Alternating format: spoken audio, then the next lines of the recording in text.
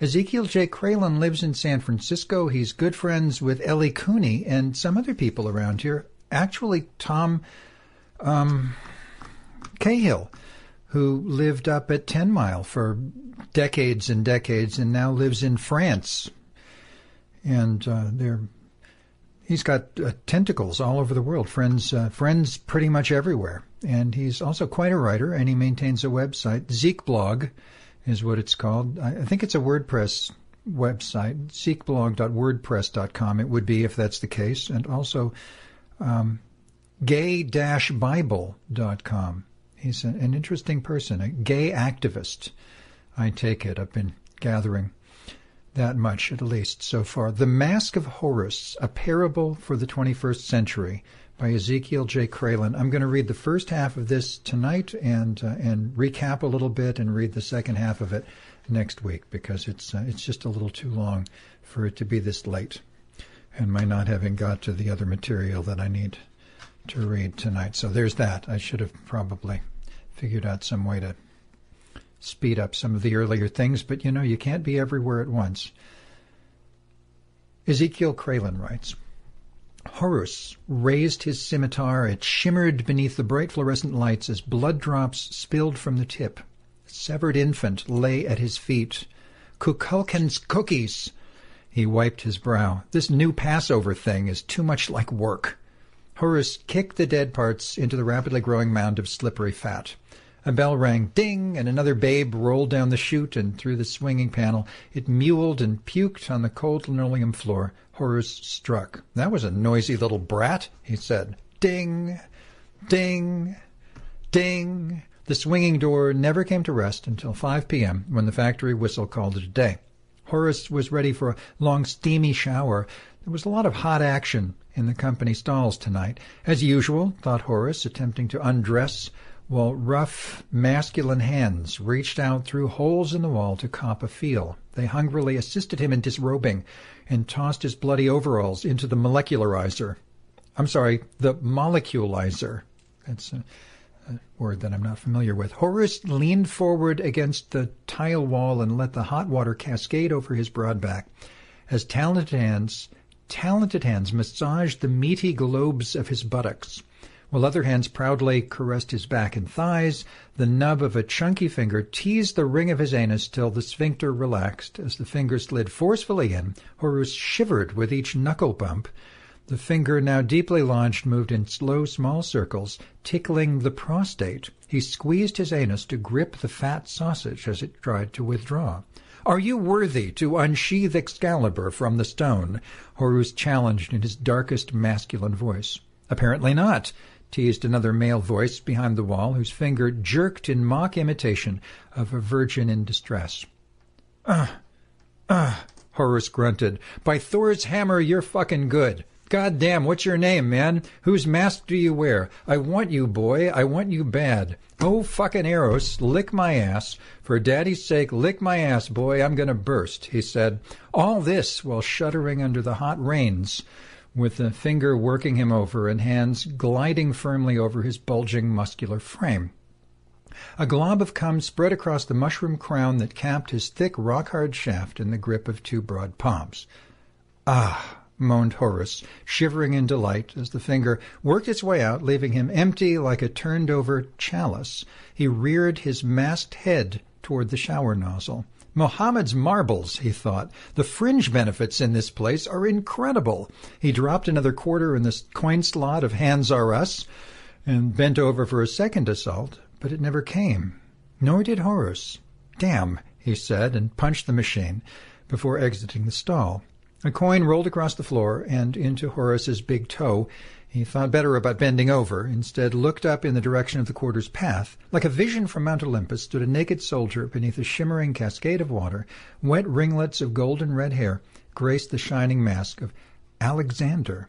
"My, you're the pretty one," teased the boy behind the mask, his eyes riveted on you-know-what. He then walked across the watery floor and almost into Horus's arms. Their plump erections found each other's crotch like doves returning to the nest. Horus twirled a golden curl of hair in his finger, a wedding ring, and sighed, "Ah, sweet Jesus, to kiss you is to kiss an angel." "Oh, my silver steed," the boy centurion clicked his mask against Horus's. "Thy tongue is the tongue of a serpent. It cuts my heart like thine scimitar divides chaff from wheat."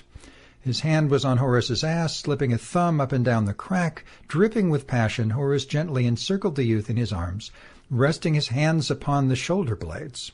He shivered at the touch of such soft skin beneath him and budding muscle, and whispered, "If wings should sprout beneath these hands, still would they pale in comparison to the beauty of man thou art. Ah, sweet 16.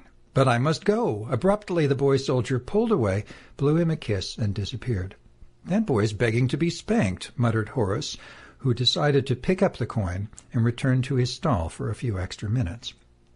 Horus walked down dark alleys on his way home from work.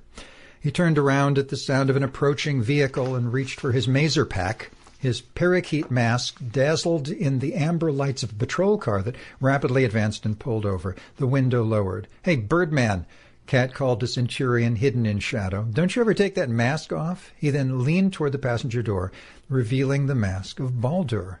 "Oh, it's you." Horus grinned and swung his gear bag at the open window. The Centurion flinched. "Come on, Horus, hop inside. I'll take you home." The back door swung open from an invisible hand. Horus stepped back. "Gee, Clarence, I hope he's not a heterosexual." "Nah, that's my boy. He's in training tonight." Horus peered inside and saw a naked adolescent in the mask of Dionysus nonchalantly sprawled across the back seat, spread-eagle fashion. One leg was stretched to the floor, the other bent against the seat back. "Great gonads, you're hung heavy," whistled Horus. The boy shrugged his shoulders, shifted his hips to make a wider basket to accommodate Horus as he dived in. The patrol car catapulted off the street, hovered a moment, then zoomed across the skyscape of New Athens. Cramped between car roof and boy, Horus maneuvered like hand in glove, his warrior skirt creeping up in the process with a little assistance from Dionysian hands. "Your hands are all over my ass, but I don't even know your name," breathed Horus, spilling late seed in the boy's nest. "That's the best way," he thought to himself.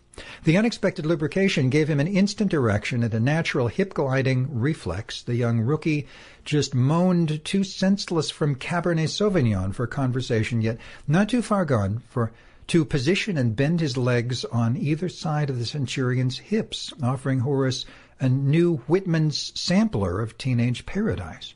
Horus fumbled with the gear bag until he found the travel-sized safe-sex aerosol, then fumbled in his mind as to how to shove it under the boy's ass to spray the crack, during which time his erection seemed to go the way of uncontrolled heterosexual breeding.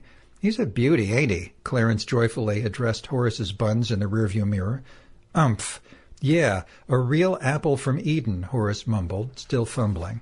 The boy tried to assist by raising his hips, but found this impossible due to the bruiser body's crushing weight. Happy anyway to be smothered in all this masculine muscle, the youth smiled in delirious ecstasy. Clarence flicked on the air conditioner. "His name's Cleveland, by the way. You know, he has a perfect track record, even as a rookie. Not one breeder has been able to resist conversion to male-male love. So far, at the sight of all this Buffy darling, he doesn't even have to strip all the way." Bathed in sweat and frustration, Horus surrendered to disappointment for the third time tonight. Being so intimately bound to this copper-toned innocent was in itself a begrudging satisfaction. He tousled the youth's jet-black curls and gazed into those amber Elysian eyes. "Yeah, I see what you mean," sighed Horus. "You know, little Cleveland here's been eager like a pup to bond with you ever since he laid eyes on you in the showers. He hasn't shut up about you for weeks." "Great," the Centurion chief managed to say with little enthusiasm. Eyes now shut, Cleveland snored.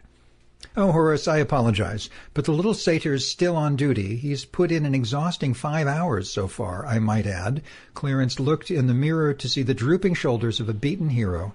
We'll make it up to you soon." Horus worked loose the gear bag under Cleveland's hoof, unsealed it, and returned the spray can to its pocket. I know, he muttered. Changing the subject, Clarence asked, "Say, what do you think of this new Passover Yahweh declared?" Horus shrugged his shoulders. "I certainly approve all the way, but I sure am sick of how much work it takes to clean up these calky-sucking perverts." "I know what you mean. Hey, when the het majority keeps ignoring AIDS, saying, oh, it's only a faggot disease, let 'em die, eventually Big Dick's got to step in, just like he did in Egypt, to free the Hebrews. But this time he's liberating gays, slaying the hetero firstborn of every breeder parent by letting the disease spread throughout the straight populace. You should know, Horus. Clarence glanced over his shoulder. You're the angel of death in both cases. I prefer to think of myself as the angel of retribution, Horus corrected, then mused. 2 things I hate most about this job. 1, I think I'm getting tendinitis, hacking away with my scimitar so much. It's not worth the overtime. And those sickos really are not worth the trouble. Well, it won't be much longer, Clarence assured. Gays are now rising up all over the world. Before long, they'll become as one of us, to quote the old man. Huh? Oh, yeah, chuckled Horus. Yeah, it's good what's finally happening down there, but I'll sure as Hades be glad to take this Siva-be-damned mask off my face for one and all. Siva. Well, you know the orders. Attention all patrols in Quadrant 14, the squawk box suddenly blared in their faces. Huh? An emergency, Clarence said, grabbing the mic. Yeah, DeWitt here. What's your problem? Just got an alert from your quadrant that a maverick radio bot is broadcasting heterosexual music somewhere in Sector 119 or 120. Get there on the double and squelch that crap. We're sending reinforcements, stat, to back you up. Right, over and out. Clarence turned to Horus. Sorry to do this to you, good buddy, but I have no choice. Clarence swerved the patrol car at a sharp angle, ejecting his Centurion pal from the back seat at the same moment. Feces, thought Horus, descending to earth in a thick bank of clouds. This is a forbidden sector. I'll get chewed out good for this one. As he fell, the fog cleared, revealing the Transamerica Pyramid, the Bay Bridge, and, of course, the Golden Gate. And next week, at about this time, maybe a little bit earlier, you'll hear part 2 of The Mask of Horus by Ezekiel J. Kralin. The Mask of Horus, a parable for the 21st century. So let me just mark that so that I don't forget to read you the second part of that next week.